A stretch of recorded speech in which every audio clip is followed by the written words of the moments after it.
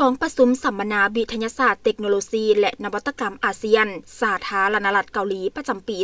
2026 ได้จัดขึ้นในตอนเช้าวันที่25มิถุนายน 2026 ที่นครหลวงเวียงจันทน์ภายใต้การเป็นประธานร่วมของทานสุขสวัสดิ์ศรีหาปัญญาหัวหน้ากลุ่มคุ้มครองวิทยาศาสตร์กระทรวงศึกษาธิการและกีฬาแห่งสาธารณรัฐประชาธิปไตยประชาชนลาวท่านนางซองฮียอมห้องหัวหน้าแผนกร่วมมือหลายฝ่ายกรมร่วมมือสากล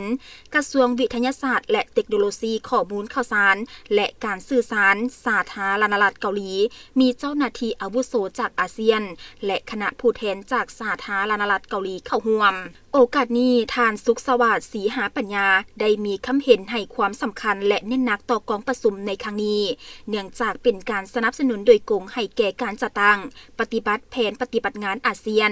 ว่าด้วยวิทยาศาสตร์เทคโนโลยีและนวัตกรรมศกปี 2026-2035ที่หาก็ได้รับการรับห้องใหม่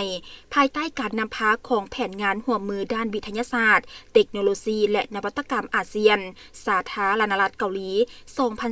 2025-2027 การปรึกษาหารือในครั้งนี้เน้นใส่3หัวข้อหลักคือการหันเปลี่ยนด้านพลังงานและเศรษฐกิจหมุนเวียนความเป็นกลางทางคาร์บอนการร่วมมือด้านวิทยาศาสตร์และเทคโนโลยีการสร้างขีดความสามารถและการนำใช้เทคโนโลยีอวกาศซึ่งแต่ละหัวข้อเหล่านี้แม้นสะท้อนให้เห็นถึงความมุ่งมั่นร่วมกันของพวกเขาในการเสริมสร้างขีดความสามารถในภาคพื้นการปกป้องระบบนิเวศสำหรับอนาคตการเล็งจัดตั้งปฏิบัติในแขนงอุตสาหกรรมที่สำคัญและการลงทุนเข้าในการพัฒนาและการขยายของบุคลากรที่มีความรู้ความสามารถพวกเขาหวังเป็นอย่างยิ่งว่าบรรดาผู้แทนที่เข้าร่วมจากอาเซียนและสาธารณรัฐเกาหลีรวมทั้งเสี่ยวสารจากกองเลขาอาเซียนสถาบันเทคโนโลยีสีเขียวแห่งชาติสถาบันเทคโนโลยีอุตสาหกรรมเกาหลีสถาบันดาราศาสตร์และวิทยาศาสตร์อวกาศเกาหลีความคิดเห็นและความรู้ของพวกเพิ่นจะสวยให้การปรึกษาหารือของพวกเขามีเนื้อในอุดมสมบูรณ์ขึ้นสวยให้พวกเขาสามารถกำหนดรูปแบบการร่วมมือที่สามารถปฏิบัติได้ตัวจริงคงเขตการค้นคว้าและพัฒนา R&D